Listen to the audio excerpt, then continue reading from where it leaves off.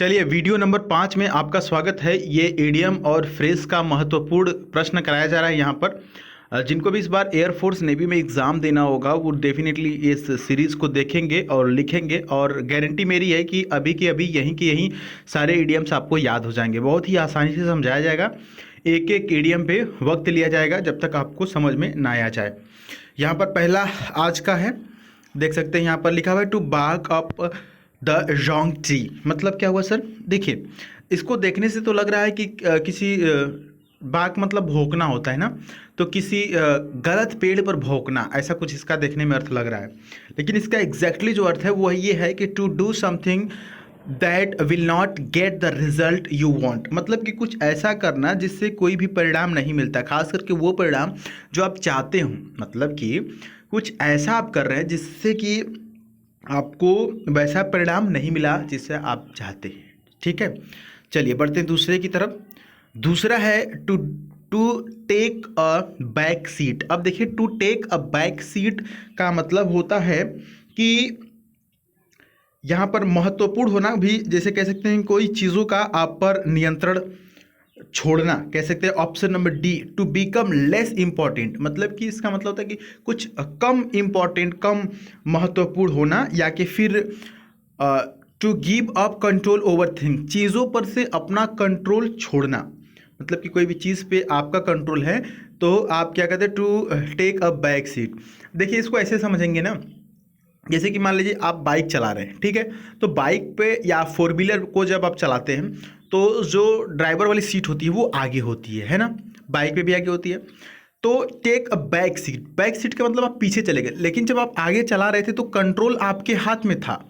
ठीक है, यहाँ पर देख नहीं सकते हैं, कंट्रोल आपके हाथ में था। चूंकि आप ही चला रहे हैं तो आप अपने इच्छानुसार कम बेसी स्पीड करेंगे, इधर उधर जिधर घुमाना होगा उधर घुमाएंगे। तो अगर आप बैक सीट पर चले गए तो आपने क्या किया, कंट्रोल छोड़ दिया। ठीक है, ये समझना है आपको। समझ में आ रहा है यहाँ पर ना, किसी भी चीज़ का आपका नियंत्रण छोड़ना। तीसरा है यहाँ पर ब्लाइंड एली, इंपॉर्टेंट है। इसका मतलब होता है ऐसी स्थिति जिसमें कोई और प्रगति नहीं की जा सके, यानी कि a situation in which no further process can be made. मतलब कि ऐसी स्थिति जिसमें कोई भी प्रोग्रेस नहीं हो। मतलब कि जैसे मान लीजिए कि आप तैयारी कर रहे हैं या आप इंग्लिश लगातार पढ़ रहे हैं, लेकिन ऐसी स्थिति बनी हुई है कि कुछ प्रोग्रेस ही नहीं समझ में आ रहा, कुछ प्रोग्रेस ही नहीं हो रहा है। आप तो पढ़ते तो हैं लेकिन कुछ समझ में नहीं आता है, तो इसको बोलते हैं ब्लाइंड एली, कुछ भी प्रोग्रेस नहीं होना, ऐसी स्थिति जिसमें कोई भी प्रोग्रेस नहीं होना। आप ये भी कह सकते हैं जैसे किसान का आंदोलन चल रहा है, इसमें करंट अफेयर में आप देखेंगे तो, लेकिन उसका कोई भी ऐसा मतलब सिस्टम नहीं दिख रहा है जिससे कुछ प्रोग्रेस लगे, जिससे सरकार को लगे कि नहीं यार, किसान यहाँ पर इतना प्रोटेस्ट कर रहे हैं तो इसके लिए जो है कि कुछ चीज़ें होनी चाहिए। अभी सुप्रीम कोर्ट ने उसको थोड़ा बैन किया है, ये थोड़ी सी अपडेट हुई है, लेकिन अब तक पिछले कुछ समय से ये ब्लाइंड एली बना हुआ था। मतलब कि कोई भी इस पर प्रोग्रेस नहीं हो पा रहा था।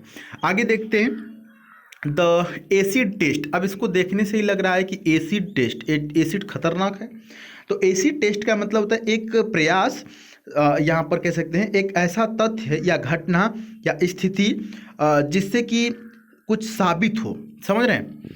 अगर ऑप्शन की बात की जाए यहाँ पर तो option number A, a fact, event और सिचुएशन दैट प्रोवेब्स समथिंग, यानी कि ऐसा जो प्रूव्स समथिंग करे, मतलब कि कुछ भी ऐसा तथ्य जो कुछ भी सिद्ध करे। जैसे होता है ना, आप देखा होगा आपने, दया कुछ तो गड़बड़ है ना।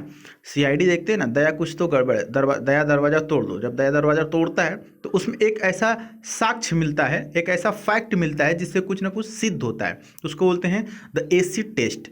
एसिड टेस्ट लेने जाते हैं तो कुछ ऐसा साक्ष्य मिलता है, ऐसा कोई चीज़ मिलता है जिससे कि कुछ ना कुछ सिद्ध हो। आइए लास्ट वाला देखते हैं, बहुत ही इंपॉर्टेंट है। Kill two birds with one stone. इसको देखते ही समझ में आ रहा है कि एक पत्थर से दो चिड़िया मारने की बात की जा रही है, लेकिन एक्चुअल में जो बात की जा रही है वो ये है कि एक प्रयास से दो चीज़ें प्राप्त करना, एक प्रयास से। तो यहाँ पर ऑप्शन नंबर डी हो जाएगा, to achieve two results with a single effort. इसको ऐसे समझेंगे, आप जो ये इंग्लिश पढ़ रहे हैं ना, जो ईडीएम पढ़ रहे हैं अभी प्रेजेंट टाइम में, आप इस इंग्लिश से, इस ईडीएम से आप दो चीज़ों का बिल्कुल आराम से इसका एग्ज़ाम दे सकते हैं। तो जैसे कि एयरफोर्स भी दे सकते हैं और नेवी भी दे सकते हैं। ठीक है। तो आपने क्या किया कि सिंगल एफर्ट से 2 अचीवमेंट प्राप्त की। तो ऐसे बहुत से बच्चे होंगे। अभी मेरा जो पिछले स्टूडेंट थे जो 2020 के थे, बहुत से ऐसे बच्चे कमेंट किए कि सर जो नेवी का रिजल्ट अभी रिसेंटली आया था तो उनका मेरिट लिस्ट में नाम आ गया है, और साथ ही साथ अभी उनको एयरफोर्स का फेज़ सेकंड भी देना है। मतलब कि एक एफर्ट से उन्होंने 2 अचीवमेंट प्राप्त की, एयरफोर्स में भी हो गया, नेवी में भी हो गया। तो इसको बोलते हैं किल 2 बर्ड्स विद 1 स्टोन, यानी कि कहते हैं ना कि एक तीर से 2 निशाना, बस यही समझ लीजिए। बाकी अगर आप इंस्टाग्राम चलाते हैं तो जुड़ सकते हैं द सुधीर पांडे सर्च करके। अगर आपको ये चीज़ें समझ में आई हो, चैनल पे नए हैं तो सब्सक्राइब कीजिएगा और अपनी राय कमेंट बॉक्स में दीजिएगा। मिलेंगे फिर अगली वीडियो में, तब तक के लिए जय हिंद, वंदे मातरम।